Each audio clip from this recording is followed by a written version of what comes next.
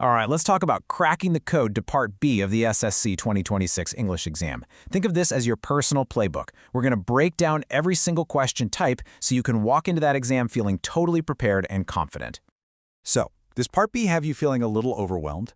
I mean, with that mix of comprehension, editing, and vocabulary questions, it's totally normal for your head to spin a bit. Trust me, you're not alone in feeling that way. But that feeling, it stops right now.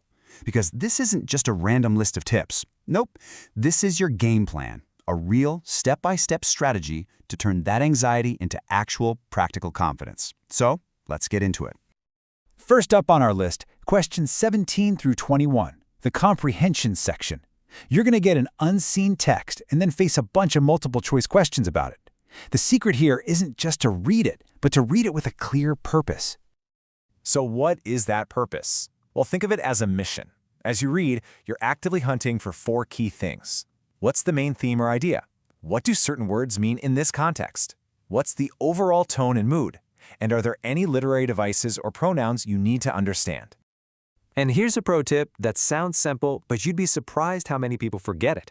If they give you a glossary with the exam paper, you have to use it. It's not cheating. It's a tool they've literally handed you. Honestly, it's your secret weapon for any tricky words. Okay, next up. For questions 22 to 26, you get to put on your detective hat. Seriously, you're going to be an error detective. They'll give you a passage where 5 sentences each have one single mistake. Your job? Find it and fix it.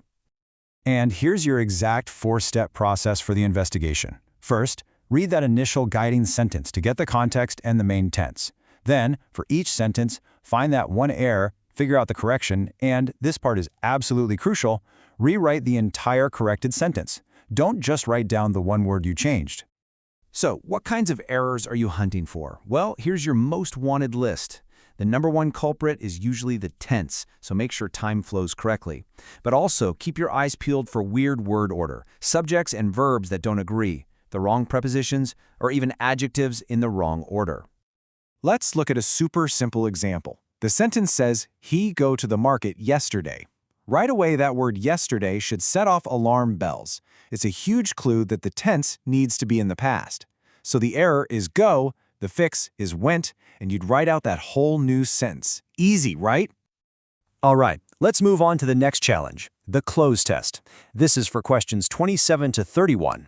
This is all about filling in the blanks in a passage, and to do it well, you really need to get the overall meaning and flow of the text. Now, if you've never heard of a cloze test, don't worry. It's basically just a grammar puzzle. It's designed to test if you can use the words around a blank space to figure out what's missing. Those surrounding words, they're your biggest clues. To solve this puzzle, you've got to activate a few key skills from your brain's toolbox. You're looking at tense and agreement again, of course, but you also need to know your determiners, like a, an, and the, and your prepositions, like in, on, and at.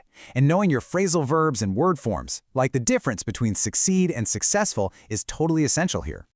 And finally, we get to the ultimate test of your word power, questions 32 through 36.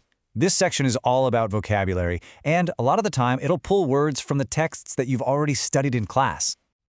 Your vocabulary toolkit for this section needs to be pretty diverse. I mean, they could ask you anything from correct spelling, to synonyms and antonyms, to collocations, words that just sound right together, or even common idioms. You've got to be ready for anything. One area that can really trip people up is homophones.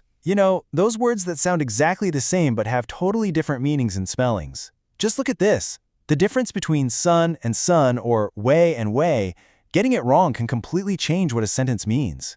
So context is your best friend here. Okay, we've gone through all the question types. Now let's talk about the strategies that give you that winning edge. These are the little habits that can take your score from just good to great. And maybe the single most important tip I can give you is this. Don't just read a passage once and move on. No way. Especially for that editing section, you have to read it 2, maybe even 3 times. It helps you catch those sneaky errors that you'd otherwise miss. Context is everything. And here are 2 final quick reminders. For comprehension, always try to think beyond just what the text says. Ask yourself, what does it mean? Go for that deeper level of understanding. And for editing, remember to be a little flexible. Sometimes there might actually be more than one way to correct a sentence. So, There you have it, the complete breakdown, all the strategies and the key pro tips.